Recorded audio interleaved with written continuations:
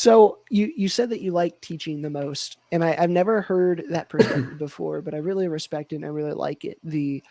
I want to teach and I need the title to kind of lend some weight to what I'm saying. And I get that for sure. I know I'm a master dragon, and there were a lot of classes that I noticed I was teaching the same class, but my attendance doubled just by putting the title in front of it. So I definitely get that. I think that that's I don't know, an under talked about issue is that there are a lot of people who are really good who can teach you something that aren't masters. And granted, I have highest respect for masters, but I don't know about if it's the same way with you or not. But for me, my skill set didn't really increase from 7 and above.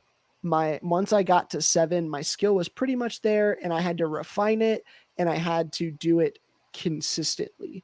And so first up, is that something similar in war? Do you felt like you got significantly better from 7 to 8, 8 to 9, 9 to 10, or were you pretty much that good and just had to repeat the process? Yeah, probably around the 8 mark. I mean, it's pretty, yeah. I'm not the best example of how my awards went in that retrospect, but yeah, a lot of the jump was from, was from 3 to 7, 3 to 8. Yeah, there's not a huge difference between when I was on my 8th and when I am now. I mean, that's yeah, but there is a difference, or for sure there is a skill difference. Well, my point for bringing that up is you were saying earlier that the people in the very first park you were at were ahead of you by 2 events, but you still looked up to them. And I think that that's something that we can remember is that if you can teach, if you know something at all, you can teach that to newer players or people who aren't as down the tree as you or as far down the path as you. And you don't have to have the masterhood to be able to teach, right? If you're a 5th, teach 3rds. If you're a 7th, teach 5ths. You don't necessarily have to wait until you get the title to be able to start teaching, especially at a newer park. Like, you might not be the best garber in the world, but you teach those new players how to turn on a sewing machine and make a tabard. That's significantly more than what they had before. And that's a skill set that you may have just sparked something in them that they want to go far. I know the people who started to teach me how to make woven belts never got beyond 5th or 6th in the belts, but they sparked it in me and I ran with it. And I'm incredibly grateful for that. So, like, teach at any level, teach.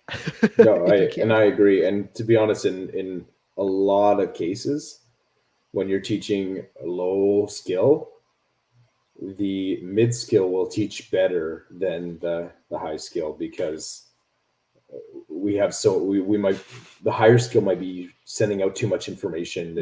They might be skipping too much for the basics. There's some exceptions, of course, like the really skilled teachers will be able to adjust accordingly.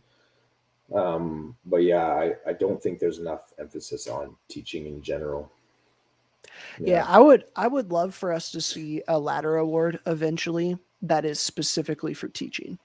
And I think that you could throw it under whatever category of teaching that you want it to be, but make it a 1 to 10. And I would love you have a walker in the middle. I would love for a standardized ladder award for reaving and judges for ANS judges. I think that the battle has started this trend where we are starting to make ladder awards for the things that we value the most in this game. And personally, I think teaching, reaving, and judging are things that we should standardize more than occasionally you might get a rose for reaving a tournament, but not always, right? And how do we need to encourage the things that we want to see.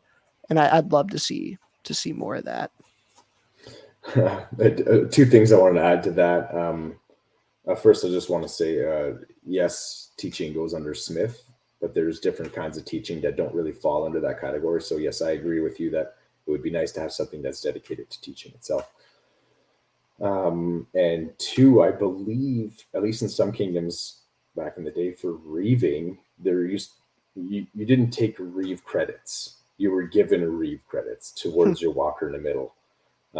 It wasn't Amtgard wide, but I do remember when I was younger, it was something like if you reeved a lot, you would get a reeve credit, but you didn't sign in as a reeve. So that was a difference. So I think what you're talking about for the reeving aspect of it, we had it at one point, or at least somewhere in Amtgard, and we went away from it, which kind of sucks. But I think we do need to encourage reeving a lot more. That's for sure.